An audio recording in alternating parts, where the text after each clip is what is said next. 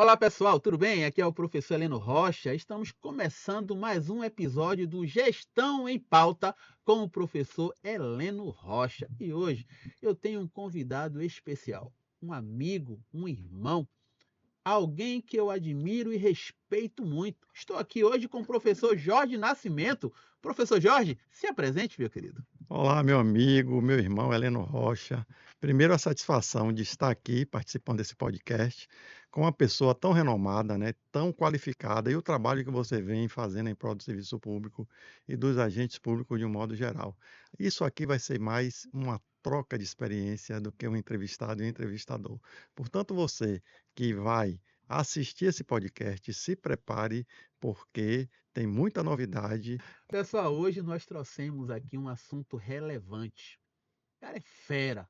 Eu falei para ele o seguinte: "Professor, nós temos um tempo massa aqui, porque eu não quero fazer nada com pressa. Isso aqui vai ser muito mais do que uma palestra, isso aqui vai ser muito mais do que um curso, isso aqui vai ser uma imersão".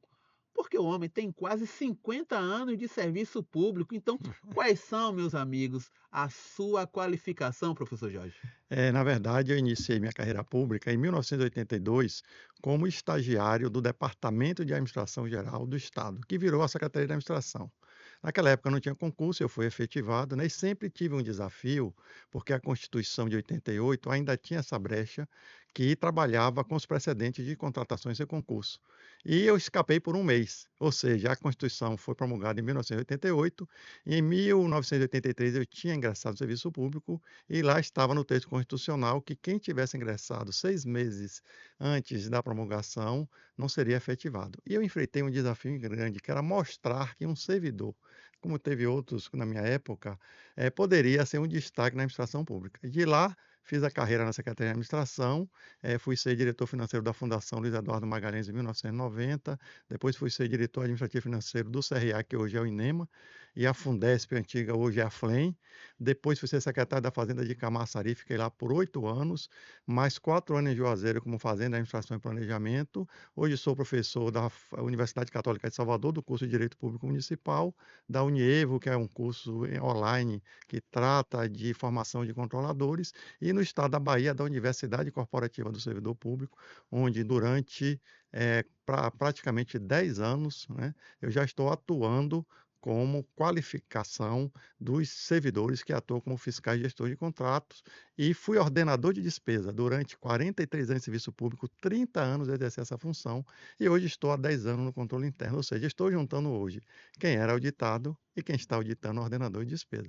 É essa a minha história que eu acho que posso contribuir humildemente e passar para vocês, né, o que o professor Heleno Rocha também tem, que é lidar com pessoas. Eu sempre lidei com pessoas. E ser ordenador de despesa é liderar pessoas. Então, eu acho que essa oportunidade que você está me trazendo aqui vai clarear, não é só a inovação da nova lei de licitações, é a postura, a normativa que regra a figura deste importante servidor, quer seja secretário, agente político, que exerce ou está exercendo a função de ordenador de despesa. Perfeito. Então, pessoal, vocês já perceberam que hoje o assunto vai ser daqueles.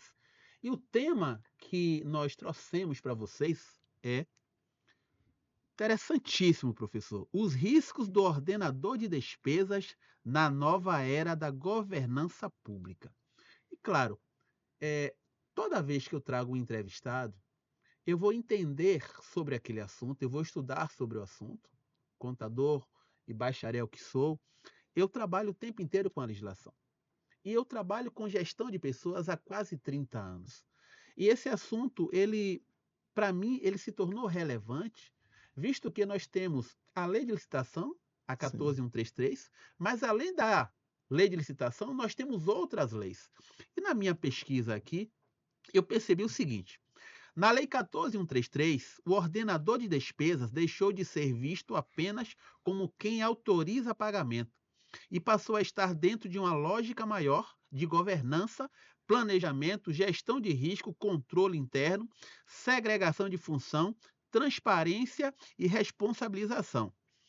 Aqui diz que a Lei 14.133 estabelece que a autoadministração é responsável pela governança das contratações e deve implementar processos, estruturas, gestão de riscos e controles internos para acompanhar licitações e contratos.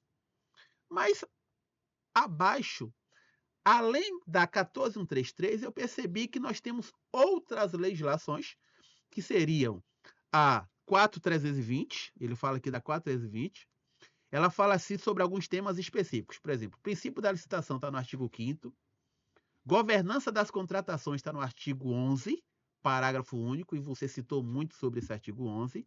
Agentes públicos e segregação de função está nos artigos 7º e 8º. Planejamento da contratação, no artigo 18. Análise de risco, também no artigo 18, inciso 10. Matriz de risco, está no artigo 6º. Pesquisa de preços, no artigo 23.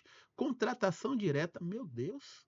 Professor Jorge, resuma isso aqui para mim, porque eu imaginava que quando nós falávamos de ordenador de despesa, eu pensava de forma limitada que estava embasado apenas na 14133.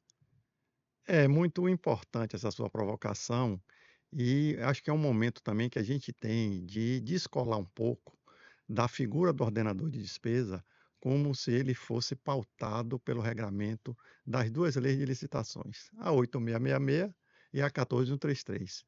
E eu que tive essa oportunidade singular de transitar durante 30 anos como ordenador de despesa, a gente tem que ir para uma visão sistêmica. Ser ordenador de despesa está configurado desde 1967 no Decreto Federal 200, que trata no artigo 80, parágrafo 1º, que é ordenador de despesa é toda autoridade investida para assinar empenho e autorizar pagamento. Ora, minha gente, autorizar pagamento não é só licitação. Aliás, eu brinco para a gente descontrair um pouquinho, que esta lei, certo, já veio, eu nasci em 1963, me preparando para ser ordenador de despesa.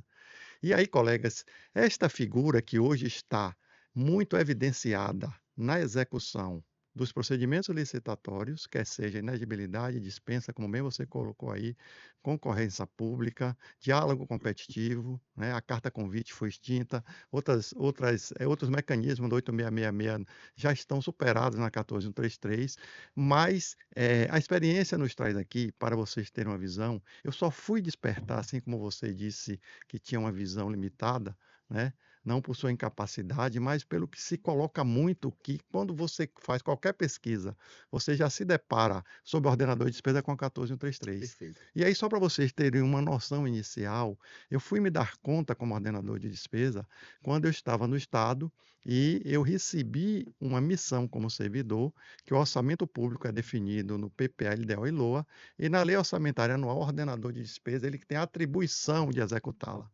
Só que você pode designar uma fatia desse orçamento para um servidor, né, de preferência servidor de carreira, e é o chamado suprimento de fundos, também está previsto na Lei 4.320, que é chamado também como regime de adiantamento.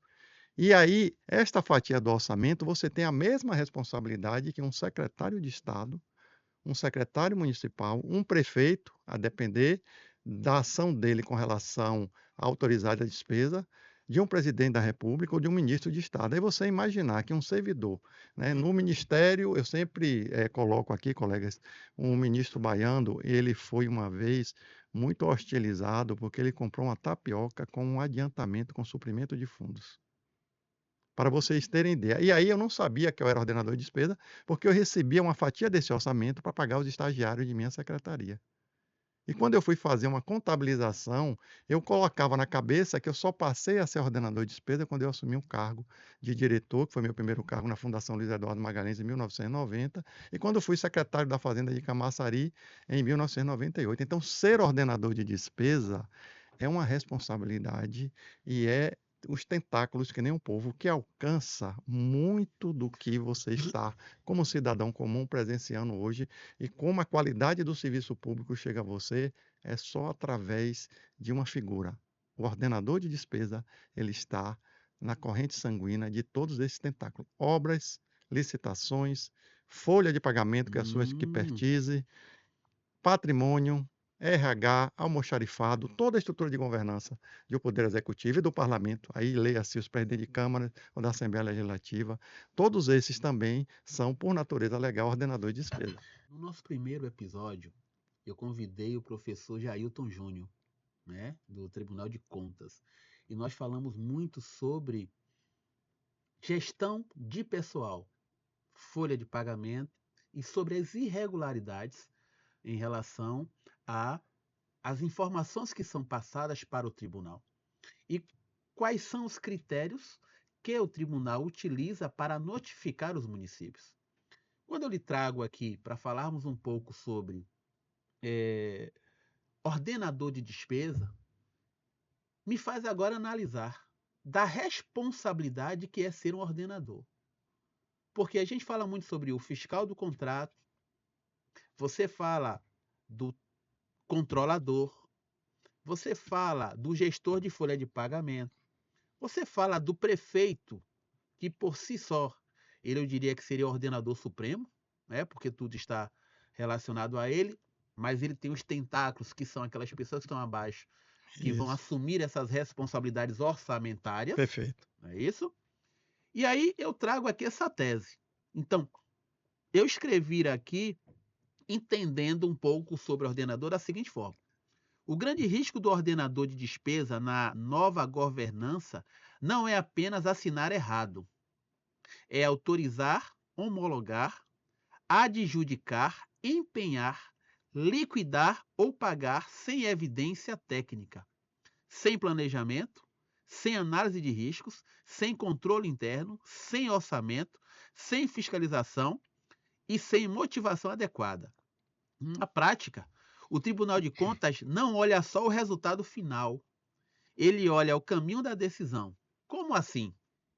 Quem pediu, quem planejou, quem pesquisou o preço, quem atestou, quem fiscalizou, quem autorizou, quem pagou e quais documentos sustentaram cada ato. Meu Deus! Professor, eu não imaginava que ser ordenador tinha tamanha responsabilidade. Perfeito. Eu vou começar justamente da sua provocação no início. E eu vou para a figura do fiscal de contrato, né, onde eu tenho me dedicado muito, principalmente no Estado, só no governo do Estado da Bahia, da Covid para cá. Ontem mesmo eu estava em uma Secretaria de Estado, qualificando 42 servidores, eu já capacitei cerca de 800 servidores. E esta figura do fiscal, para começar a sua provocação, ele tem uma responsabilidade que só começa quando existe contrato. Para existir contrato, tem que ter licitação. Para existir licitação, tem que ter orçamento. Para existir orçamento, tem que ter planejamento. E aí a gente começa a perceber que essas figuras que a nova lei de licitações traz, que eleva o debate para a responsabilidade do ordenador de despesa, que eu sempre digo, viu, minha gente? Ser ordenador de despesa na solidão do poder é você e o travesseiro. Porque ordenador de despesa numa mesa como essa aqui, primeiro você tem que ir para a Constituição.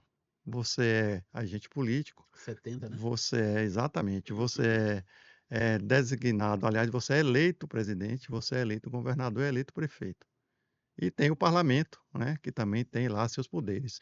A partir do momento que esses agentes políticos eles são empossados, né, eles começam a trabalhar na administração pública e o primeiro ponto que ele vai encontrar é se tem orçamento. Coloquem na sua cabeça, sem orçamento não tem prestação de serviço à sociedade. Mas não já houve o PPA, a LDO, enfim. E aí há duas questões. Quando eu sou prefeito ou eu sou governador, eu tomo posse dia 1º, dia 2 de janeiro. Eu já encontro o orçamento. Artigo 65 da Constituição, que fala sobre as peças orçamentárias, PPA, LDO e LOA. Quando eu encontro o orçamento, o parlamento no qual estou subordinado, se for governador é a Assembleia Legislativa, se for prefeito é a Câmara Municipal.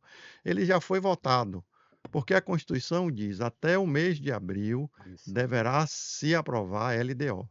Se você está no município e sua lei orgânica alterou, alguns municípios jogam isso para maio, mas a Sim. regra geral é a Constituição. Geralmente, a proposta orçamentária ela é entregue até 30 de outubro ou 30 de setembro pela Constituição por sua lei orgânica. E tem que ser aprovada até o final do ano. Quando você me pergunta sobre o PPA ele é quadrienal. Eu sou governador, assumi o governo, tomei posse do meu estado ou da minha prefeitura, eu encontro o plano plurianual de investimento, que para que não sofra a solução de continuidade, a Constituição diz que ele vigorará a partir do do segundo ano de mandato de quem tomou posse, ou seja, quando eu sentei na cadeira, eu peguei o PPA no último ano, certo, do Não, antecessor, para perfeito, não sofrer solução de continuidade. perfeito. A partir daí eu começo a gerar despesa, e aí começa a consumição. A despesa para ser gerada, o orçamento tem que estar aprovado. Quando ele não é aprovado no parlamento, geralmente quando não tem maioria ou tem algum dissenso ou falta de consenso, o que é que acontece? Você tem que trabalhar com um dozeavos do orçamento. Nem toda despesa pública você pode gerar, principalmente início de obra. E aí você fica engessado. Aí começa a figura do ordenador. Ser presidente da república não lhe qualifica a ser ordenador de despesa. A Constituição é clara. Ser prefeito não lhe qualifica.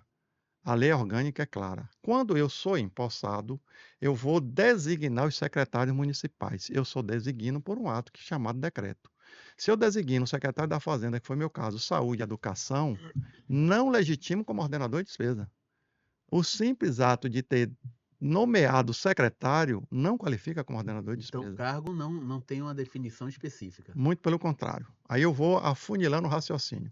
Imagine que eu estou no município, só tem 3 secretarias: Fazenda, Administração, Pronto. Planejamento, e eu vou para as tradicionais: Saúde, Educação e Ação Social. Em por ser esses secretários, eles recebem orçamento, cada um, para ser um raciocínio mais pragmático, tem um orçamento anual de R$ 1 milhão. Vai fazer uma licitação para a compra de medicamento. Quando ele faz a licitação, ele tem que ter um servidor, que é o pregoeiro, que é o agente de contratação.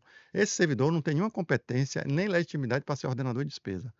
Quando homologou isso, eu estou na Secretaria de Saúde e Educação. Quando a licitação chega, eu só posso homologar se eu tiver um decreto do prefeito que me nomeou, dizendo: Jorge Nascimento, secretário da Fazenda, Heleno Rocha, secretário de Saúde, está designado conforme Decreto Federal 200 de 1967, artigo 58 a 60 da Lei 4.320, para assinar empenho e autorizar pagamento. Aí começa a minha autoridade. Se no seu município, na sua lei orgânica, certo, o prefeito lhe empossou como secretário e não fez o ato, ele assume, certo, a priori, a função de ordenador de despesa. É por isso, no caso nosso aqui da Bahia, que os prefeitos têm as contas julgadas no plenário e você fica a se fazer uma pergunta. Eu posso Por ir para quê? Petrolina, que eu dei consultoria Perfeito. lá, por que que eu sou secretário de saúde, tenho o Fundo Municipal de Saúde, e Heleno Rocha, um exemplo, é secretário de Educação e tem o Fundeb, por que que na hora que vai para o plenário, as contas são julgadas em nome do prefeito? É que não está claro a divisão entre conta de governo e conta de gestão. Nos estados eu não tenho esse problema, porque o governador e o secretário de estado cuida da conta de governo. E o ordenador de despesa, na minha secretaria, especificamente nas outras do estado, que é a Secretaria de Comunicação, o ordenador de despesa nada mais é do que o diretor-geral, que vai cuidar da rotina, do que você disse aí, licitações, contratos. Como diz o professor Jacobi Fernandes, o ordenador de despesa lida com a compra de um alfinete ao foguete. Aí você gere a máquina pública. Esta figura é que tem a responsabilidade. Então, quando ele homologa e adjudica uma licitação, e numa secretaria, por exemplo, você é secretário de educação, isso eu não vejo muito nos municípios, mas isso é o que manda a norma. Quando você é designado secretário, você é ordenador de despesa. Aí você tem o ato. Só que você tem um diretor de um fundo naquela secretaria, tem um Fundeb, e você está muito onerado de trabalho. Pode haver mais de um ordenador de despesa na secretaria do seu município ou na secretaria do estado, tantos quantos forem necessário que a governança do poder que você está dirigindo assuma. Ou seja, ordenador de despesa é uma discricionariedade do chefe do poder executivo ou do parlamento. E só pode ser ordenador de despesa, como nós temos muito tempo, se tiver unidade orçamentária. Se eu tenho 7 secretarias, eu tenho 7 unidades orçamentárias, eu posso ter 7 ordenadores de despesa. E para qualificar ordenador de despesa, não basta só ter unidade orçamentária, tem que ter unidade gestora. Nem toda unidade gestora É unidade orçamentária. Aí tem que entender de direito financeiro, para que você entenda ao incorporar, e muitos ordenadores que incorporam essa função não têm a noção, às vezes, da falta grave que ele é cometido. Para finalizar essa primeira fala, não tem a mínima noção por que que às vezes ele, o fiscal do contrato, o liquidante, o contador, o pregoeiro, o agente de contratação, caiu na matriz de responsabilização. Vocês já perceberam que nós temos aqui um expert no assunto. É muito relevante essa sua fala, professor, porque eu comecei também a avaliar que existem alguns riscos do ordenador de despesa. Eu citei aqui 10 e eu quero que o senhor fale um a um. Certo, com certeza. Primeiro, risco de contratação sem planejamento. Antes da 14133, nós não tínhamos a cultura do planejamento. A 8666, certo? Ela era muito vaga. E nós tínhamos um problema enorme. Eu ia fazer uma licitação, certo? Para abastecer a minha prefeitura. Aí eu vou colocar material de escritório, material de expediente e outros materiais. E aí eu fazia a licitação de acordo à demanda. E naquela época você tinha a opção da dispensa de licitação, que era a contratação direta, da inegibilidade, da carta convite, que demonizaram tanto que ela foi extinta agora na nova lei, da tomada de preço e da concorrência pública.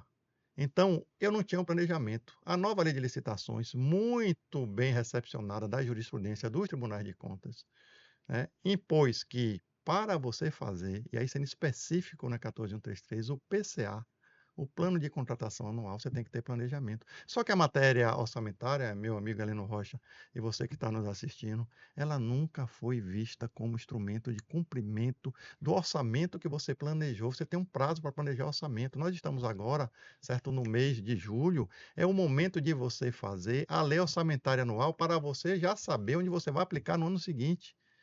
E aí você tem que agora preparar as dotações orçamentárias e fazer um estudo quanto eu vou gastar de material de escritório, só fazer um recorte pequeno, material de expediente para o ano.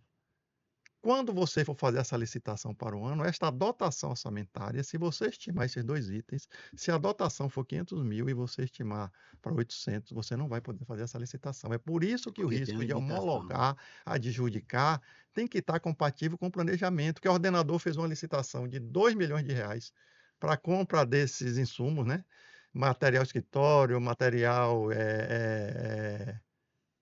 outro tipo de materiais, e aí ele estimou em 800 mil reais, mas a dotação orçamentária está de 500. Alguns municípios que a gente trabalha, a gente percebe que um dos principais problemas é contratação feita na urgência, sem ETP, sem termo de referência bem feito, sem justificativa da necessidade. E eu estava pesquisando na 14133, ele fala aqui especificamente no artigo 18, 11 e o artigo 5º, ele diz sobre a contratação cara, objeto mal definido, aditivos desnecessários, serviço que não atende à necessidade pública. Então, esse risco que nós estamos falando aqui é a falta de conhecimento de quem vai buscar o profissional ou a contratação da empresa? Como é, professor? Olha, aí há duas frentes, né? A primeira frente, quando a gente ia para a lei antiga, você era secretário e eu sou seu subordinado, eu queria comprar resma de papel. Eu fazia uma solicitação de despesa, você diligenciava para a comissão de licitação e a comissão fazia. E às vezes, quando ia para a comissão de licitação, não ia o descritivo adequado. Quem era da comissão tinha que se virar para traduzir o objeto dentro da qualidade que você ia fazer a fase externa da licitação, para o fornecedor se habilitar e querer aderir àquela contratação. A nova lei de licitações avançou. Esta solicitação de despesa, que era fragilizada, virou documento de formalização de demanda. O TR que se fala hoje Sim, já de existia na referência. 8666 e tinha a mesma sofrência que está tendo agora. O ETP já existia? O estudo técnico preliminar veio agora na 14133. Isso. Ele era exigido na 8666, mas mais para os projetos executivos e serviços Sim. mais complexos. Aí quando você vê essa cadeia de proteção, eu sempre digo, é você que está acostumado, eu vou fazer uma solicitação para a compra desses dois copos. Eu sou um servidor e vou descrever. Eu agora vou expressar essa solicitação no documento de formalização de demanda. Se houver uma homologação viciada ou com algumas contaminações técnicas, eu vou responder como o demandante.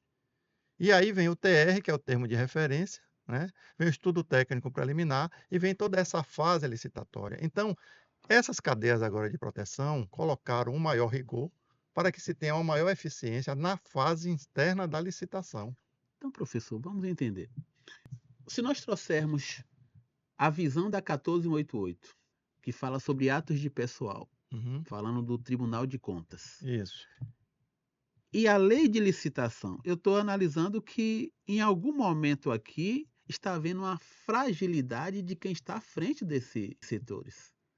A capacidade das pessoas que estão hoje no município, à frente de determinados setores, elas também não fragilizam as tomadas de decisões para as contratações estarem tão incoerentes, porque a gente percebe que quando você fala ETP, nem todo mundo sabe o que é o termo ETP. Quando você fala TR, ninguém sabe. Eu já fui contratado por alguns municípios que o município queria que eu entregasse o ETP e eu entregasse o TR. Perfeito. Espera Muito aí, comum isso. é muito comum, É, mas eu estou entendendo aqui, baseado no que o senhor está me dizendo, que essa obrigação não é do contratado, de maneira é da nenhuma. contratante. É, Porque o objeto, quem sabe, é você. exatamente. Você precisa me contratar baseado diante da sua necessidade. E a gente então percebe que o perfil dessas pessoas que estão à frente deveria ser um perfil muito mais técnico, um perfil de alguém muito mais estudiosa e não simplesmente um apoiador político, né? Alguém que está É, sendo colocado ali só para suprir um cargo, seria mais ou menos isso? é uma pergunta que vai além da nossa vã filosofia. Porque quando você fala em pessoas, e você conhece mais do que eu, o problema da administração pública é você liderar um segmento de pessoas que nós temos 5.560 municípios no país. 1.258 tem menos de 5.000 habitantes. Serra da Saudade, se eu não me engano, é o menor município em população, mas a lei é para todos. E aí você imaginar, você ter que, quando a nova legislação saiu e disse que o agente de contratação tinha que ser servidor efetivo, isso gerou uma polêmica, né? Como é que eu estou em Serra da Saudade, sem demérito, e às vezes eu não tenho um servidor efetivo, eu vou fazer um concurso público com uma licitação que vai ser feita de inverno em inverno? Então, a barreira dessa dificuldade não é só a falta de qualificação, porque você vai envolver aí política de pessoal, que você entende mais do que Sim, eu. E cada vez mais, certo? Os concursos públicos estão ficando estreitos. Como é que você pode falar, certo, na permanência de uma qualificação onde os concursos estão esvaziando, as nomeações através de cargos comissionados e o REDA, o Regime Especial de Direito Administrativo, que o artigo 37 da Constituição diz que deverá ser feito 2 anos, no máximo mais 2, e perfeito. pereniza por gestões e gestões para menos municípios. Quando não se faz as contratações diretas, né, que é um dos riscos. Perfeito. E aí, Helena, você observa qual é o conforto que o ordenador de despesa, como eu fui, tantos que estão aqui me assistindo, não tem ao você pegar o exemplo do fiscal do contrato, que diz que tem que ser servidor efetivo preferencialmente. A jurisprudência abriu exceção para o cargo comissionado e vai mais além. Nenhum fiscal de contrato pode ficar na função por mais de 2 anos. Para se achar um, que é difícil, imagine você ficar só até 2 anos. Aí, quando você pega essa situação, que você vai para a política de governança nas 3 esferas de governo, os municípios sofrem muito com isso, porque você não tem um quadro de efetivos, que seria a regra geral. Eu sempre vou para o extremo. Faça uma avaliação, você que trabalha na política de pessoal. Imagine, eu estou precisando de um fiscal de contrato, de um enfermeiro, em uma UPA, que ele entende do negócio, né, da entrega do que é medicamento, do que Sim. é toda essa estrutura da saúde. Imaginar você, certo, que você não tem um servidor efetivo. Aí você tem um servidor cargo comissionado. E aí você tem por trás daquilo ali os médicos. O médico, eu venho da geração que, quando fazia concurso público, quando ganhava mais do que prefeito, era uma confusão. Depois o médico era nomeado cargo comissionado, mas ele tinha que ganhar mais, saía daqui da capital, ia para o interior, a remuneração dele era maior do que o prefeito. Começou a hostilização dos órgãos do tribunal. Isso é a política de governança de pessoal. Médico virou terceirização, virou OCIP, Isso. virou cooperativa, nada disso colou. Isso está desgarrando na estrutura maior de cobrança. Tudo bem que a descentralização, às vezes, facilita a governança. Hoje, médico quer ser MEI. Como é que eu vou pegar um MEI para ser fiscal de contrato se eu precisar de um fiscal? Então, quando a gente vai falar, certo, nessas dificuldades, a gente percebe que não é só porque a pessoa não entende ou porque falta, porque para entender tem que qualificar. O artigo 117 da nova lei de licitação disse que a principal ação do governante hoje, e principalmente do ordenador de despesa, é capacitar e treinar. Perfeito. Nós temos um problema aí também com a questão de risco de falha na segregação de funções, né? A gente percebe a mesma pessoa que solicita a pesquisa de preço, que julga, que fiscaliza, É, que atesta e que autoriza pagamento. Hoje isso ainda é normal, né? olhe, eu diria que é perene, porque eu vou agora, só recuar um pouquinho, eu vou para o Decreto Federal 10.540 de 2020, que trata do CEAFIC. O CEAFIC traz uma coisa que o artigo 48 da Lei de Responsabilidade Fiscal já falava da segregação de função. Aí vem a lei complementar, se eu não estou enganado, 156 de 2016, e reforça a segregação de função quando você tem que criar uma estrutura de poder, principalmente na parte contábil, onde o servidor que empenha não pode fazer a liquidação. Perfeito. Empenhar não é você receber a nota fiscal, empenhar é você ter a licitação na modalidade de dispensa, de credenciamento, gerou um contrato, você assinou o contrato, o servidor fez o empenho, o ordenador assinou. Quando chegou a nota fiscal, foi para o servidor da contabilidade, o mesmo que empenha não pode liquidar. Porque liquidar já é outra fase de responsabilidade da despesa pública. Liquidar, artigo 62 da Lei 4.320, é reconhecer o direito do credor. Aí, para um município menor, com menos de, vou por menos de 5 mil habitantes, só tem esse servidor, ele às vezes ele empenha, liquida, só que ele não tem o poder de pagamento. Só quem pode pagar é o ordenador de despesa. Não confunda o tesoureiro da sua prefeitura, que tem um token na mão e que você acha que ele tem o poder de pagar. O token está na mão dele, mas que a responsabilidade é do prefeito. Perfeito. O token substitui a geração que eu passei, o cheque. Eu sempre faço essa analogia.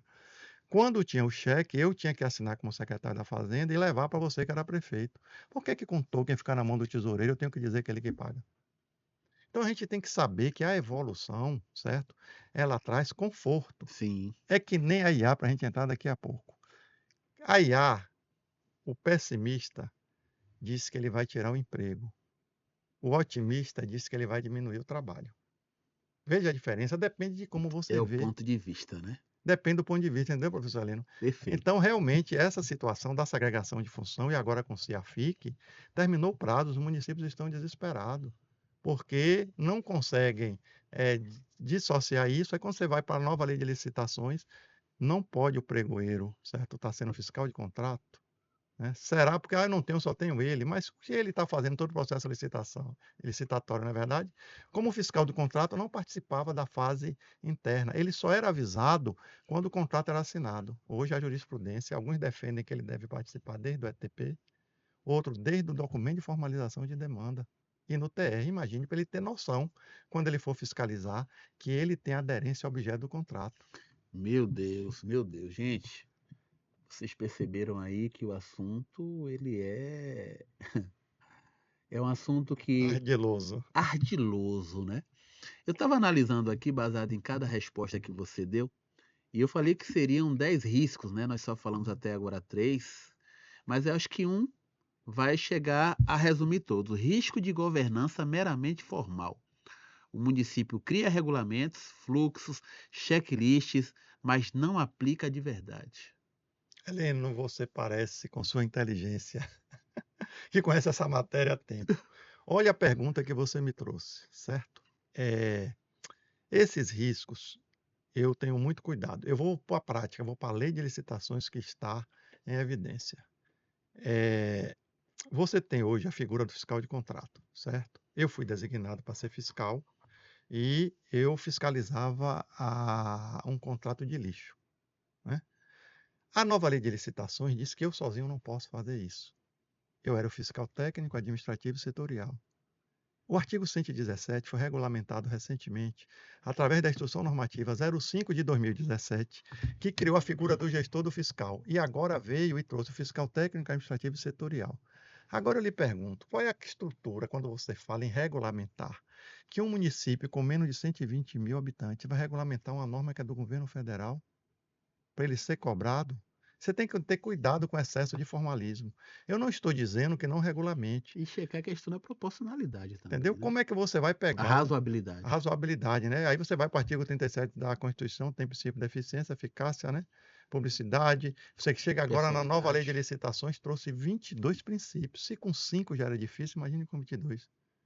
Nós estávamos conversando até sobre gestão de risco, matriz de Isso. risco. Hoje a gente está aqui com ar-condicionado. Na minha geração, quando eu descartava, jogava lá para o setor responsável, o setor fazia o descarte e mandava, certo, para um local onde ele pudesse ser descartado no lixo. Hoje, você tem que fazer essas previsões, né? Na gestão de risco dos contratos, qual será o impacto se eu largar aquilo ali no meio do corredor aqui?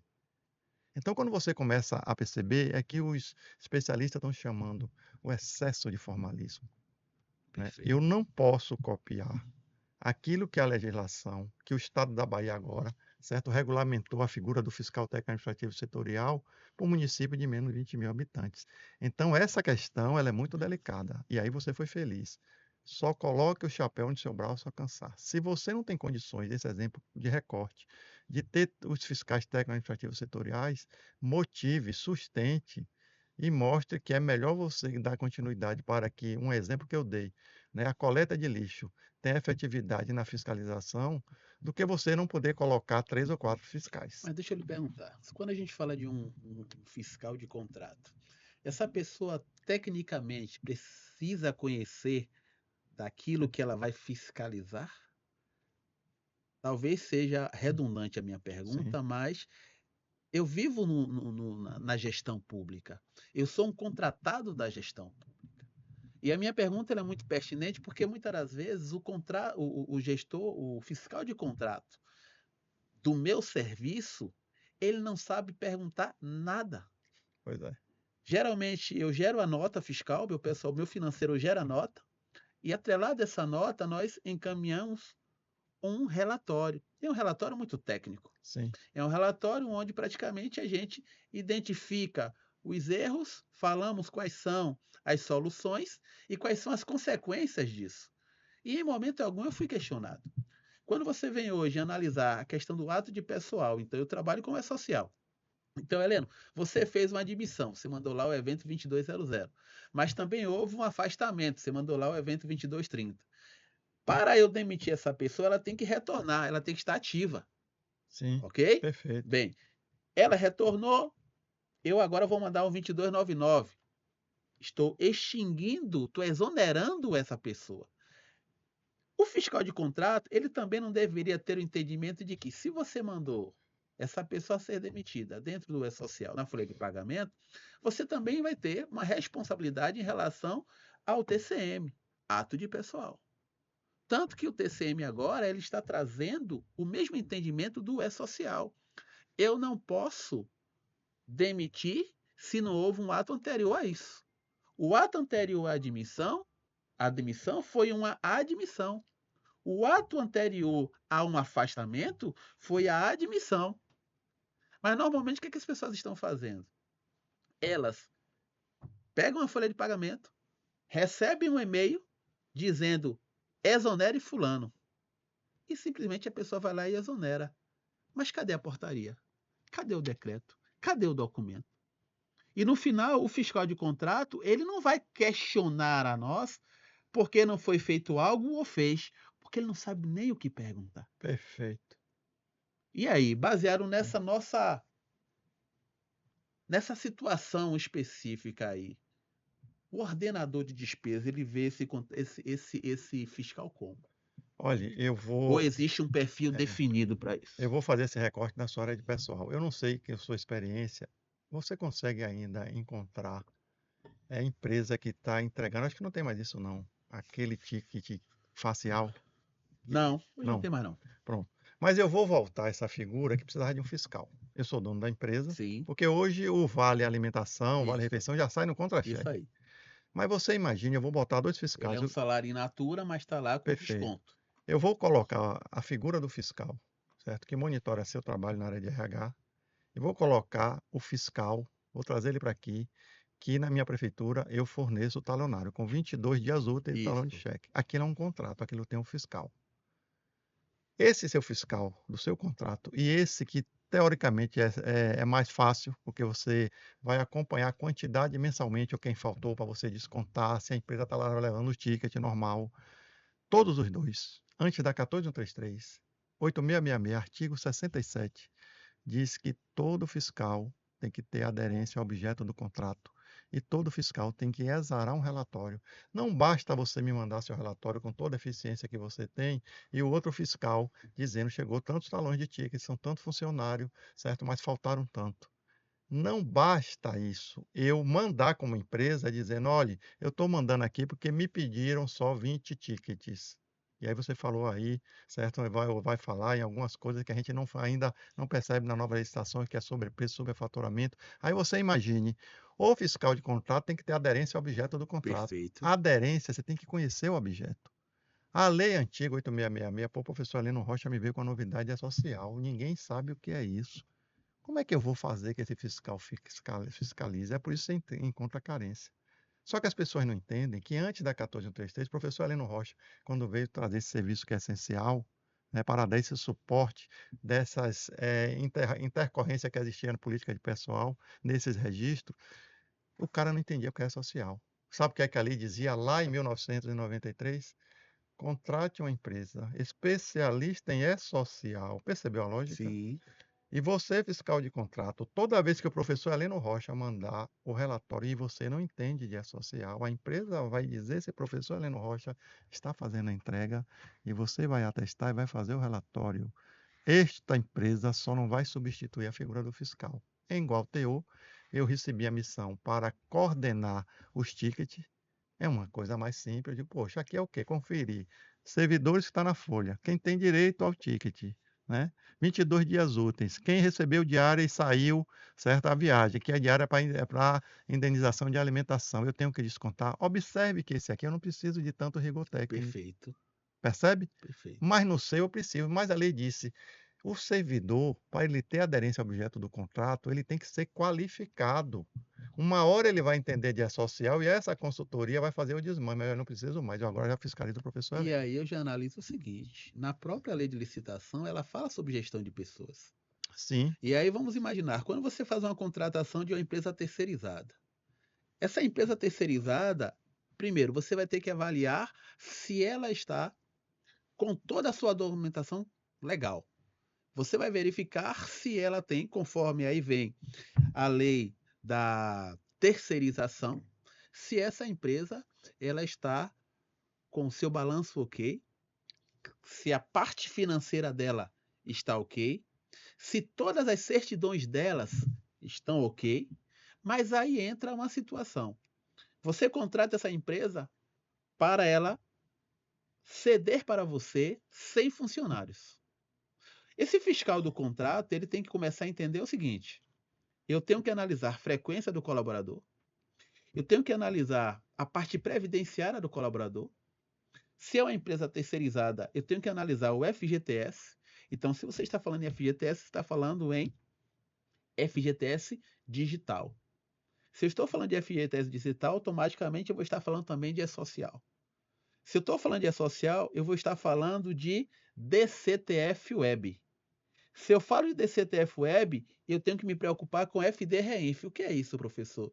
FD-REINF nada mais é do que a escrituração, que você gera a informação quando você gera a nota. Quando a nota é recebida por você, você tem que lançar ela onde? Você tem que escriturá-la onde? Na FD-REINF. Qual a diferença da FD-REINF para o E-Social? O E-Social, você emite informações do trabalhador formal, daquele trabalhador assalariado. Quando é que você emite FD-REINF? Para as empresas, pessoa jurídica. Então eu tenho duas preocupações. Eu tenho que analisar se o contexto trabalhista está ok, se o contexto fiscal está ok e se o contexto previdenciário está ok. Esse fiscal, ele tem que ter esse entendimento. E aí você vai trazer para mim a visão geral do setor que gerencia pessoas. E se a contratação foi de uma cooperativa? E se a contratação foi de uma cooperativa de médicos? E se a contratação foi só de MEI? E se só houve credenciamentos? Por exemplo, eu estava no município ontem que eles fizeram lá um credenciamento para contratar motoristas. O problema é que o motorista, o que foi acertado com ele deveria ganhar 10.000, mas ele não queria que descontasse INSS. Como é que você não vai descontar INSS se quando você está gerando a informação que ele entrega para você uma nota fiscal, você desconta dessa nota fiscal o ISS e automaticamente ele vai calcular também imposto de renda. Mas o INSS, quando você gerar essa informação e lançar no E-Social, ele automaticamente gera o seu patronal, porque ele estava como pessoa física. Sim. Só que esse valor, os 20% e o que se desconta dele, que seria os 11, ele não quer que desconte. Quem paga? Quem vai pagar vai ser o ordenador. E quem é que cobra desse ordenador? Se isso agora está sendo uma prática. Qual é a visão, então, dentro da sua expertise, quando você encontra um município com uma situação como essa? Eu acho que você traz uma provocação que a gente não está habituado em monitorar esse tipo de procedimento, né? Porque você observe, imagine o papel do ordenador de despesa, né? Ele primeiro, você só vai buscar a terceirização da mão de obra quando você esgota todas as possibilidades, certo? Assim, do ponto de vista mais restrito Sim. das contratações por ingresso no serviço público, concurso público, cargo comissionado e reda. Aí, quando eu esgotei todo esse meu universo, eu vou para alguns serviços. Terceirização de limpeza urbana, né? Terceirização de copa e cozinha. E aí o ordenador de despesa disse, bom, eu preciso gerir a minha instituição, né? Eu não posso fazer concurso, o reda eu não posso usar mais, o cargo comissionado já usei todos, foram aprovados por lei. Aí, quando eu vou para a terceirização, eu tenho a figura do fiscal de contrato. Só que quando eu sou ordenador de despesa, eu tenho que ter o cuidado, além de eu fazer essa contratação, eu me escorar numa coisa que vem desde a Lei de Responsabilidade Fiscal, no artigo 23, que diz: olhe, você tem que ter uma prudência, no artigo 18, para que você não infle demais com terceirização de mão de obra, porque você pode querer disfarçar que você já está no limite de 54%, Isso. e aí você vai usar a terceirização. Aí você pega, quando a gente fala de política de RH, que eu já fui secretário de administração, o servidor que está gerindo a folha, que ele não tem nem a condição de estratificar a diferença de remuneração para vencimento básico, é só o fiscal que precisa de qualificação. Aí o fiscal que agora está pegando, né, principalmente você que atua muito nessa área, para fiscalizar um contrato de consultoria que envolve, certo, todo aquele arcabouço, quando você segrega a folha bruta da folha líquida, que são essas combinações de consignações de obrigações patronais, esse servidor também tem que estar qualificado. Porque quando você faz o exercício que você fez aí, dessas modificações e desses aprimoramentos do rigor, quando você pega um servidor que para ele ser nomeado, ele tem que ter um decreto, né? Se for do Poder Executivo. Quando ele está ingressado no concurso público, ele tem que ter o termo de posse. E quando é pelo RED, ele tem uma solicitação simplificada, uma seleção simplificada, ele tem que ter um contrato, é só você colocar na folha. Aí quando você vai para o contrato terceirizado, certo? Que você pega servidores que a gente está acostumado de copa e cozinha, servidores de vigilância, né? Que você pega esse exemplo isolado que você deu, que o rapaz disse, eu não quero que desconte o meu INSS. INSS. Quer dizer, você percebe se o fiscal não tiver uma condição, você que está dando a consultoria, você fez a liturgia da orientação. Ser Perfeito. consultor, o nome já diz, consultoria e assessoramento são situações que você está apoiando aquilo que a administração não tem no seu quadro. Perfeitamente. Então, esse servidor, ele tem que ter uma qualificação enorme, porque o ordenador de despesa, na hora que ele vai fazer um pagamento, que você deu exemplo aí, olha, quer saber de um, eu não vou descontar o INSS dessa pessoa, não. O ordenador de despesa está mais por fora do que asa de bule. A folha chegou, a nota fiscal que o fiscal atestou, quer dizer, por trás daquilo, o ordenador não tem como ver. Existe um relatório desde a lei velha, todo fiscal, desse nível que você falou, até o fiscal de serviço de engenharia tem que exarar em registro próprio as ocorrências do contrato. Você só pode atestar nota se a obrigação de sua empresa da contratada, eu, como fiscal, tiver a qualificação de perceber que você está cumprindo rigorosamente. Só que o legislador agora, professor Heleno, trouxe o ateste com ressalva de 10 obrigações da sua empresa, certo? Se você não cumprir a ausência de certidão, eu posso, das 5 certidões, atestar a nota e mandar para o ordenador. Ele vai decidir se o contrato for contínuo e você nunca entregou. Você está na oitava fatura e nunca entregou essa certidão, na nona você entregou sem duas essas certidões, eu posso só lhe advertir e pago, porque não há, e agora mesmo saiu essa semana uma decisão do TCU, não pode haver retenção de pagamento por falta de certidão, é enriquecimento ilícito sem causa. Então você envolve todo esse universo, o ordenador não está sabendo disso não, só essa bateria de proteção dele é que tem que estar qualificada e bem capacitada para mitigar o risco, porque risco ele sempre vai correr. Meu Deus. Pessoal, espero que vocês estejam gostando, né? É uma aula. Professor Jorge é uma sumidade. Eu respeito esse meu amigo Jorge. Jorge, eu trouxe aqui algumas perguntas que me fizeram que tem tudo a ver com você. Quem é o ordenador de despesa?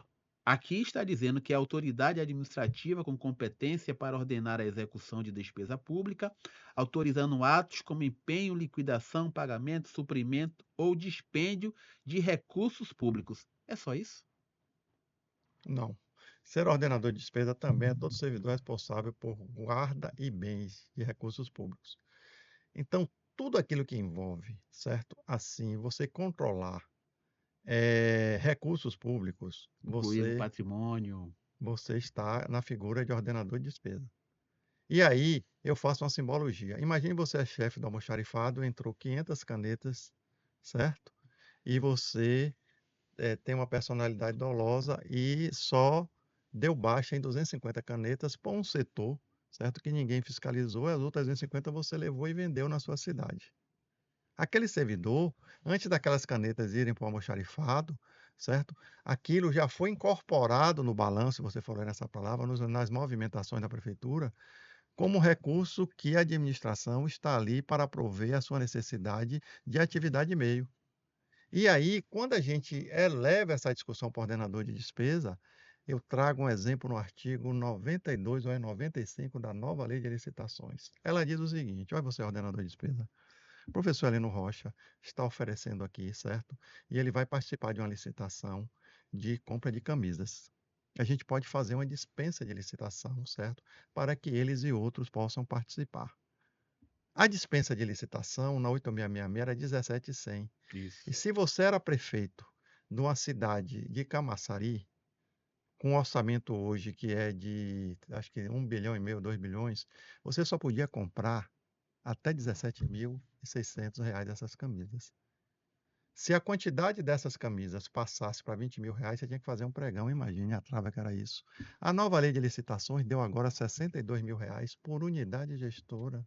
Aí, professor Heleno Rocha, se eu estivesse lá em Camaçari e o limite de dispensa fosse 17, certo? Ele saía de minha secretaria, eu comprava, ele ia visitar a secretaria B, precisava de mais camisa, não pode, que Jorge Nascimento já comprou, você vai participar de um pregão. Hoje você sai da Secretaria da Fazenda, se o limite de dispensa por unidade gestora, você vai na Secretaria de Saúde, o secretário quer comprar, dispensa, observe, que é a forma da contratação direta mais Sim. simplificada. Problema do legislador que colocou que o valor de dispensa é por UG, unidade gestora. Se eu tenho 10 secretarias, eu tenho 10 unidades orçamentárias, tenho 10 UG. Se o limite da UG é 62 mil, eu vou fazer 10 dispensas, vai dar R$ 600.000.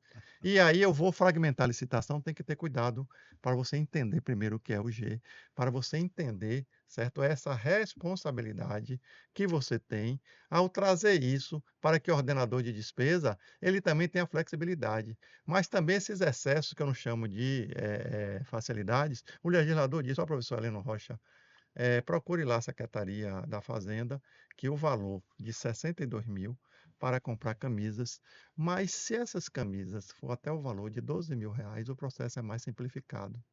Quem é que está usando isso?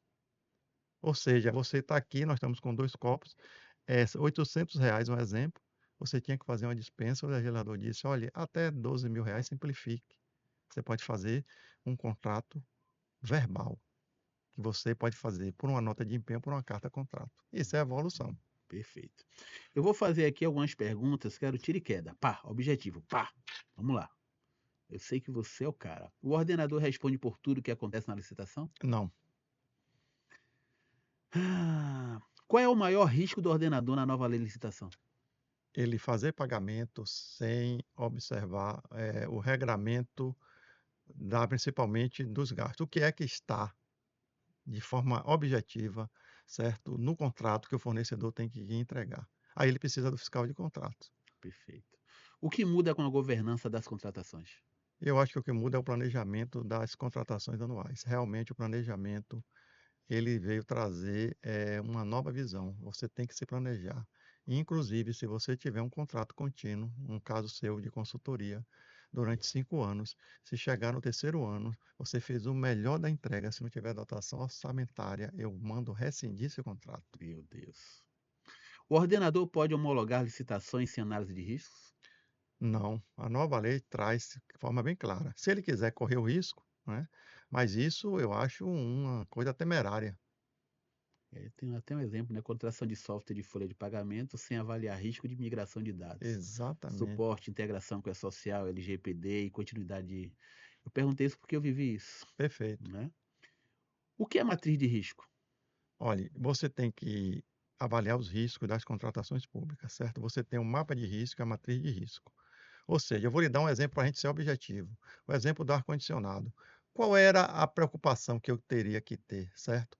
Quando eu vou fazer no edital um ETP, que eu não especifico que o ar-condicionado que vem para aquela sala, o encaixe ali, ele tem característica específica. As possibilidades de, Quantas de possibilidades, erros, né? quantos ar-condicionado a gente já licitou e contratou na hora que colocava lá engraçado, o ar-condicionado é maior do que a caixa.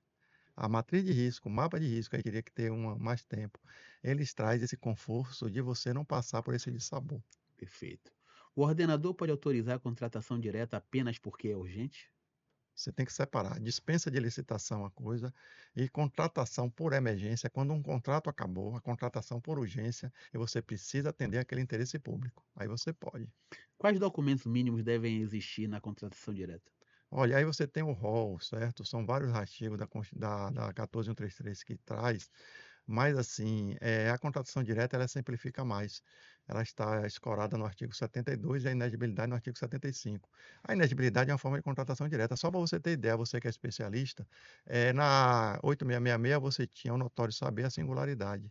Tirou a singularidade, já diminuiu uma exigência e tem o notório saber. Então você tem que ver realmente assim quais são as exigências mínimas, não avance mais do que isso. O ordenador pode pagar sem empenho? Ele pode, contanto que, quando eu digo pode pagar sem empenho, pegue o seu contrato. Você empenhou durante 12 meses, certo? E aí a fatura do último mês você não foi empenhada. Virou o ano seguinte, certo? Aí você diz, É só poxa, pagar. não teve empenho, não é réis a pagar. Ou é despesa de exercícios anteriores, ou é indenização. Aí, quando você eu já vi casos que a pessoa chegou no ano seguinte: "Olhe, eu não posso pagar, aliás, eu vou pagar, certo? Aqui é um extremo que eu já vi, viu? Vou pagar como extra orçamentária, vou fazer o pagamento e depois eu registro". Aí a contabilidade, cadê o empenho prévio? Não existe pagamento sem empenho prévio, certo? Mas se você fizer uma loucura de passar por cima de todos os procedimentos, aí é vulnerabilidade, você manda o tesoureiro pagar. Aí é risco. Você pode pagar sem empenho? Pode, você vai assumir o risco. A legislação proíbe. E Na sem, hora e na hora sem, e na hora sem liquidação? só existe liquidação se tiver empenho, Perfeito. certo? São as fases da despesa: empenho, liquidação e pagamento. Artigo 60, Então, se eu tenho empenho liquidação e não tenho liquidação, não tem pagamento. não. Você pode até pagar. Hoje não existe mais isso não, viu, que os sistemas estão todos integrados. Mas você pegava uma nota fiscal, levava para a mão do tesoureiro, não passava pela contabilidade, não rendia imposto de renda e ISS, pagava a nota fiscal bruta, o problema ia dar no fechamento, que o contador ia perguntar: "Você pagou Heleno Rocha?". "Não, porque eu não liquidei a despesa". E liquidar a despesa é uma fase própria de reter esses impostos. Quem responde por atesto falso ou falho? Bom, o fiscal de contrato, ele tem toda a responsabilidade. Se Aí você tem o gestor do contrato, você tem toda uma cadeia, Eu tenho um certo? fiscal e tenho um ordenador. Você tem agora o gestor, certo? Você tem o fiscal, que é quem cuida da parte operacional, que atesta a nota, Sim. correto? Imagine o atesto falho que você ia comprar um computador e o cara entregou uma caneca, né? Aí, ou seja, o produto ele está de conluio com o fiscal de contrato, com o preposto da empresa, ele fez um ateste. O ordenador de despesa, quando vê aquilo, ele não tem como ver, ele tem um relatório lá dizendo o que foi. Inclusive, saiu uma decisão recente, se acontecer isso, certo? E ficar caracterizado que o ordenador de despesa, porque antes o ordenador de despesa respondia junto, Tinha ciência. tinha ciência, hoje a gente separa, tem uma decisão agora do TCU que já está responsabilizando direto o fiscal de contrato que fez esse tipo de atesto falso. Qual o risco da pesquisa de preço mal feita? Olha, a pesquisa de preço mal feita, ela vai distorcer, certo? Assim, a condição da entrega, né? Porque quando você prepara todo esse tipo de requisito, e você hoje tem o Portal Nacional das Compras Públicas, né? Então você tem hoje, sair de uma geração na minha época, que você, principalmente na dispensa, pedia 3 tipos de proposta. O TCU já chegou a dizer que aquilo era uma espécie de um indício de superfaturamento. Então a pesquisa de preço é fundamental para você ter a média daquilo, nem para você comprar baixo, né, nem para você comprar acima demais. Então ela é fundamental. O ordenador deve se preocupar com o PNCP, você acabou de falar, Sim, né? Com o Portal Nacional de Contratação Pública. sim, com certeza. O que é segregação de funções e por que protege o ordenador? Pronto, porque eu vou lhe dar o exemplo do quem empenha liquida, quem liquida não paga, certo? Imagine que eu fiz o empenho, né, e a sua certidão, alguém falsificou aquele código de validação da certidão. Eu sabia que sua certidão estava falsa. Eu empenhei, certo? E eu mesmo liquido. E aí foi para o tesoureiro pagou. Quando eu empenho, que não sou eu que liquido, o liquidante tem uma visão acima da média, ele antes de liquidar, se eu entrar no site da Receita Federal, eu ver esse código de validação. Ele percebe que foi falso. Você percebe aí porque que essa agregação de função é importante? Perfeito. O parecer jurídico blinda o ordenador? Artigo 53 da nova lei de licitações, quando a gente fala da nova lei de licitações, fala em uma série de situações, né? Como o artigo 69, o apoio do jurídico. É, a blindar o ordenador, parecer jurídico, a decisão é do ordenador. Tanto é que todo parecer jurídico tem salvo melhor juízo. Se eu quiser passar por cima, eu assumo o risco. Ele é fundamental em todos os sentidos, porque ele protege. Agora, se você não quiser seguir, você assume o risco. O ordenador pode inverter a ordem cronológica de pagamento? Nós De jeito falamos sobre isso, né? nenhum. O artigo 141 da nova lei de licitações alterou o artigo 357-H do Código Penal, que diz que a quebra da ordem cronológica de pagamento é pena de reclusão de 4 a 8 anos. Qual o risco de renovar ou prorrogar contrato automaticamente? Não existe isso, certo? O contrato contínuo, como é a prorrogação? Contrato de 5 anos. Terminou o primeiro, a primeira ciclo do contrato, vai para o primeiro termo aditivo. A legislação, desde o do artigo 57 da Lei 8666, diz que o fiscal de contrato, ele antes de terminar o contrato, o primeiro termo aditivo, se ele tiver, for fazer o segundo, 60 dias antes, ele tem que informar ao gestor do contrato que o contrato do professor Heleno Rocha é excelente, por ser excelente, não pode ser renovado automaticamente. O gestor, o coordenador de despesa, Heleno Rocha é maravilhoso, mas não há mais interesse nenhum em renovar o contrato dele. A motivação é quem vai dizer se ainda há condição de renovar ou não. Automaticamente não pode não. Qual o risco nas obras públicas? Olha, os riscos são assim muito extremos, né? Porque uma obra pública, ela envolve às vezes subcontratado, ela envolve terceirização de mão de obra, né? Então, os riscos nas obras públicas, tanto é, professor Heleno, que determinado gasto não pode ser fiscalizado só por um contrato, tem que ser por uma comissão de no mínimo 3 pessoas. É para justamente proteger. Você acha que uma obra pública, por mais que o engenheiro tenha qualificação, ele sozinho vai conseguir fiscalizar? Então, o legislador já trouxe essa disciplina normativa e disse, no mínimo, uma comissão de 3 pessoas. Só para fechar o raciocínio lá na SECOM, meus contratos de publicidade são grandes. Quem fiscaliza o contrato de publicidade é uma comissão de no mínimo 3 pessoas. Perfeito. O controle interno é obrigatório na nova governança? Olha, estão confundindo muito o controle interno. E o artigo 169 da nova lei de licitações deu um destaque no papel do controle. Mas o controle já vem com isso definido lá na Constituição, acho que é o artigo 30, o 70 e o 74. Então, o controle interno, ele tem que ser preventivo, concomitante ou posteriori. Depende do tipo de governança. Hoje ela é fundamental nessa cadeia da despesa pública. Perfeito. Como o ordenador reduz seu risco pessoal? Ele fazendo com eficiência, eficácia, toda uma rede de proteção que envolva desde RH, contratos, convênios, almoxarifado, patrimônio, tudo que envolva a digital dele para pagar, ele tem que ter uma proteção efetiva de qualificação principalmente e conhecimento daquilo que os seus subordinados estão liderando também. Casos práticos para provocar Jorge Nascimento. Jorge, dispensa emergencial causada por falta de planejamento. A prefeitura deixa vencer o contrato de coleta de lixo. No dia seguinte, faz dispensa emergencial por 180 dias. A minha pergunta para você é a seguinte: a emergência justifica a contratação direta ou caracteriza emergência fabricada pela própria administração? Sim, isso é muito comum, não só em limpeza urbana, iluminação pública, publicidade. A lei antiga previa 180 dias. Ninguém, boa parte daqueles que estavam envolvidos nesse contrato, não conseguia em 180 dias fazer o contrato emergencial. Aí procrastinava isso até 1 ano. Aí a nova lei disse: "Ó, esse tempo é muito curto, hoje é de 12 meses". Então a contratação emergencial, ela é uma exceção, né, para que não haja interrupção, dos serviços públicos, Então entendeu? seria, né, a dispensa emergencial ela exige fato imprevisível ou situação que comprometa a continuidade de serviço essencial, Sim, mas a falta de planejamento pode gerar responsabilização. pode. Como, por exemplo, o extremo, o fornecedor não quer mais esse contrato, larga e vai embora. Caso 2, pagamento sem fiscal do contrato. A empresa de limpeza apresenta a nota fiscal mensal, mas o Uhum, fiscal não apresenta relatório, uhum, escala, frequência dos trabalhadores, nem comprovação da execução. uhum. O ordenador pode pagar com base apenas na nota fiscal?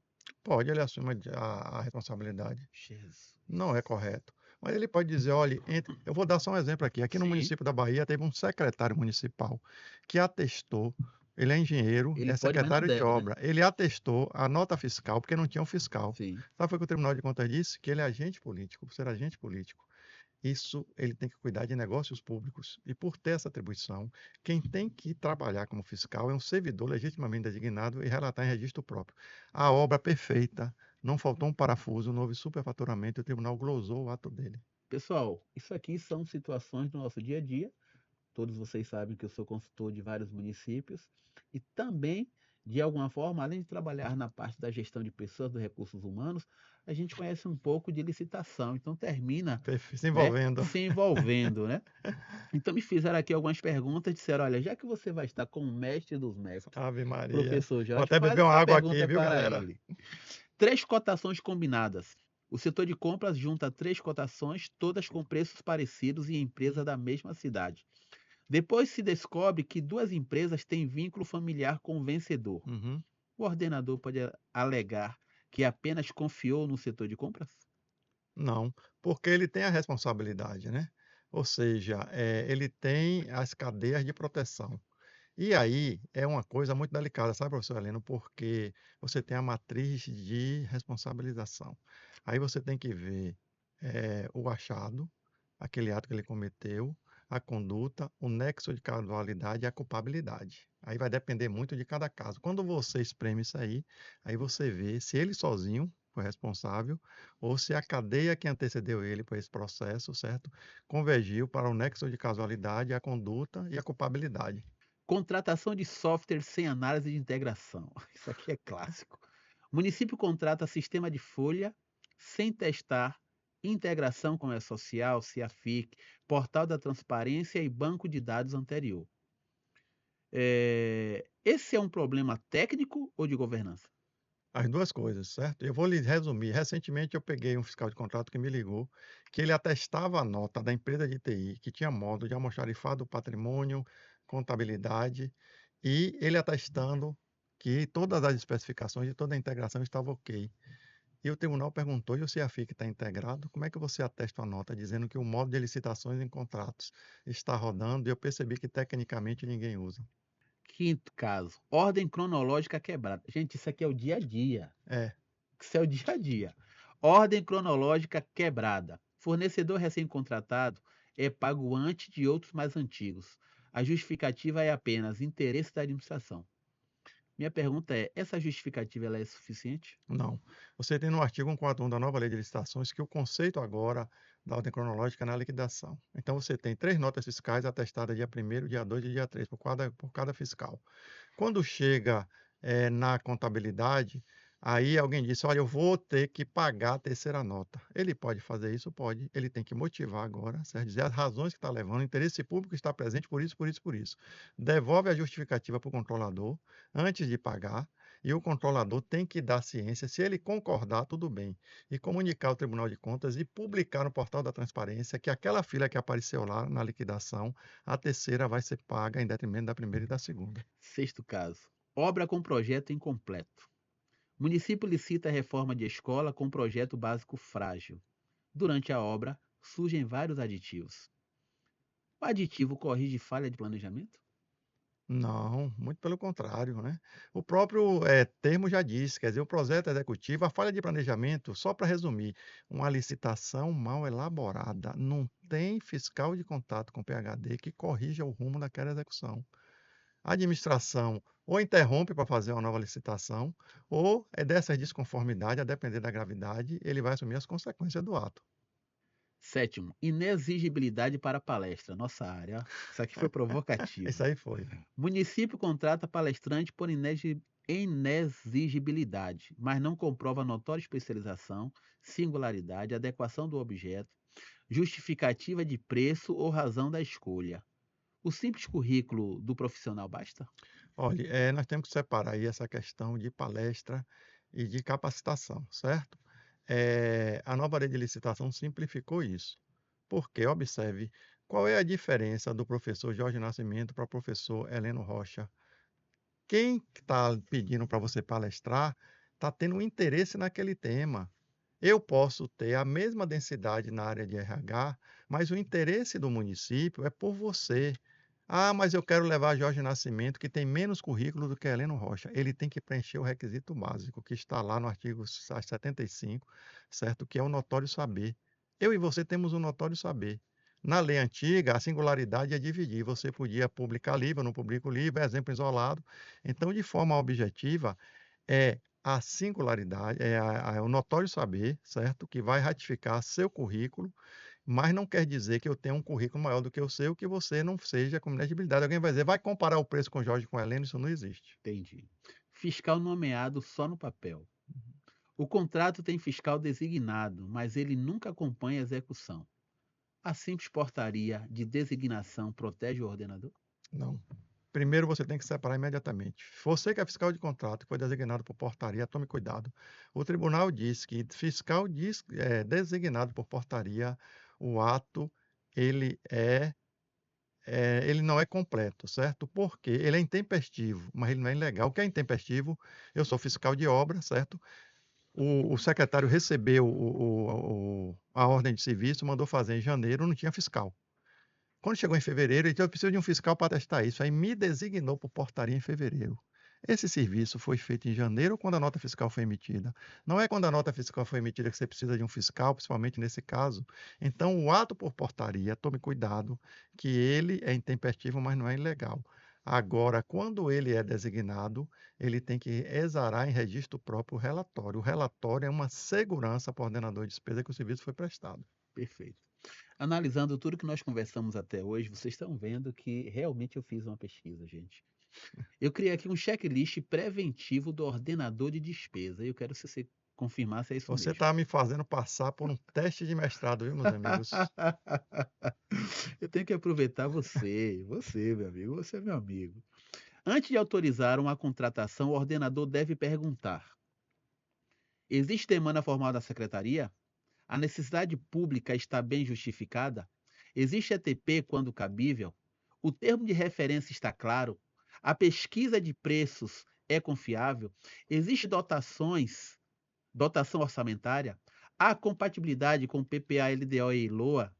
Houve análise de risco? O processo respeitou segregação de funções? O parecer jurídico foi emitido quando necessário. O fornecedor atende às condições de habilitação. A contratação foi publicada no PNCP. O fiscal e o gestor do contrato foram designados. Há relatório de execução antes do pagamento. A liquidação está devidamente comprovada. A ordem cronológica de pagamento foi respeitada. Há controle de saldo contratual. Há controle de aditivos e prorrogações.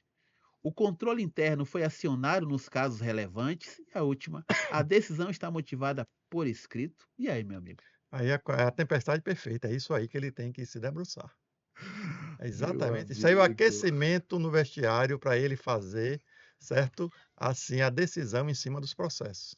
Então, baseado, gente, e aí para a gente fazer o nosso fechamento, baseado em tudo que nós conversamos desse bate-papo, que foi tão legal, que foi tão interessante, que foi tão inteligente, né, vindo de uma pessoa que eu admiro, que eu respeito, é um amigo pessoal, eu consegui entender, olha que a minha especialidade é a gestão de pessoas. Sim, Eu nunca fui ordenador de despesa. Ou talvez eu fui, porque eu é, fui de uma autarquia federal sim, e baseado em tudo que eu li, eu fazia isso aqui. perfeito. Então eu era um ordenador, É. né. Sua contabilidade é baseada na 4.320, você é Foi ordenador. 4.320 na Então época, pronto. isso foi em Pois 1994, no é. Conselho Regional de Farmácia. Eu trabalhava na contabilidade, foi quando tudo começou. Tá vendo E aí? eu era um menino, né, Aí, era ó. um menino. Agora eu sou um jovem. Então o fechamento seria o seguinte: o ordenador de despesas na nova era da governança não pode ser apenas o assinador final do processo. Ele precisa atuar como guardião da legalidade, da responsabilidade fiscal, da boa contratação e da entrega do resultado público. A Lei 14.133 de 2021 trouxe uma mensagem muito clara: contratação pública não começa no edital e não termina na homologação. Ela começa no planejamento, passa pela gestão de risco, exige controles internos, depende de fiscalização contratual e só se completa com a entrega efetiva, liquidação correta, pagamento regular e transparência.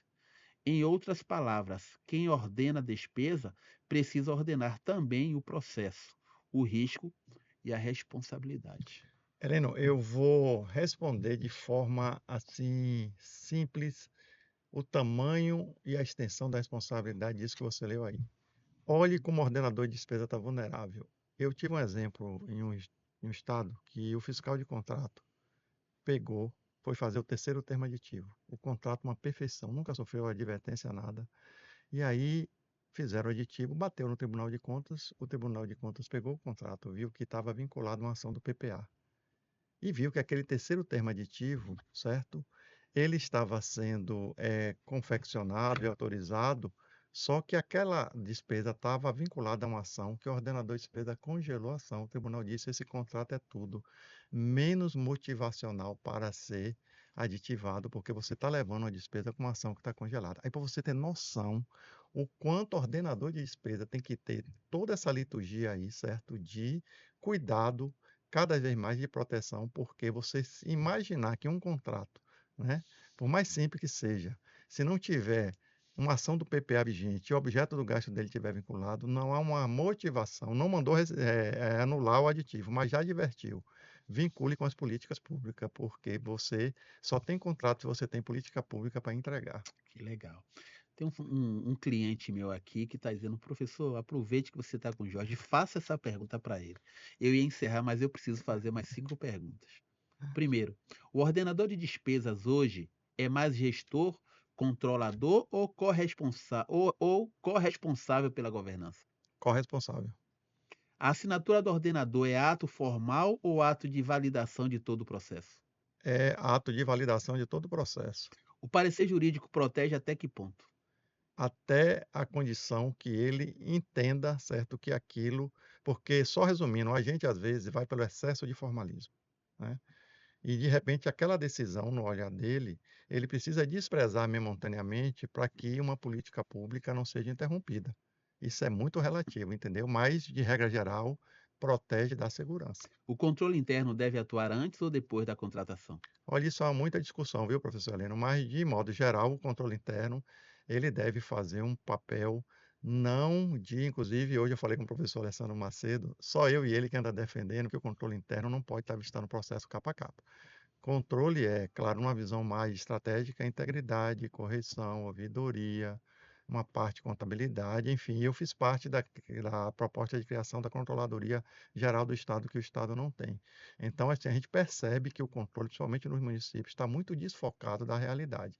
Então, o controle, ele tem que fazer um plano anual de atividade. Ele vai dizer quais são os contratos, folha de pagamento, diária, o que é que faz mais risco. Ele tem que se debruçar, certo? Rotineiramente, sob monitorar essas áreas mais críticas, mas tudo ele não vai fazer, não. Beleza. Pessoal, hoje nós concluímos com mais um episódio. Gestão em Pauta com o professor Heleno Rocha, cuja intenção é trazer informações relevantes, atuais, modernas para a gestão pública. Professor Jorge, suas considerações finais e como as pessoas podem te encontrar. Primeiro, eu queria lhe agradecer, certa oportunidade. Tenha certeza que eu virei o seu fã, né? O que você tem feito, assim, principalmente pela melhoria da governança na área de RH. Eu que sempre liderei pessoas, é louvável, e isso eu sei que você faz pelo prazer que você tem como ser humano, como pessoa e como multiplicador, né? Então eu fico muito feliz, foi um desafio, viu, minha gente? Eu passei aqui por um teste de mestrado, mas assim, eu quero lhe agradecer, né? Meus contatos, meu Instagram, quem quiser seguir é Jorge Nascimento, arroba Jorge Nascimento GP, né? Eu tenho um site que quem quiser também é só ir e acessar, arroba JN Consultor, e também eu tenho o meu Instagram profissional, que é arroba JN underline consultor. Então eu queria lhe agradecer de coração e sempre eu encerro palestras, cursos com a seguinte frase: conhecimento e afeto se guardar perde. Eu percebo que você é um dos poucos que distribui o conhecimento e o afeto ele tem que ser distribuído com você, às vezes, levantar da cadeira e ajudar um colega que está do outro lado da porta. Então, muito obrigado, Deus lhe abençoe e foi muito bom. Espero que vocês aproveitem, não só o que eu disse aqui, viu, mas muito do que eu estou levando aqui eu tenho aprendido com ele. Um grande abraço. Então eu agradeço a você, gente. Lembrem, nunca foi sorte, sempre foi Deus. Um beijo no coração.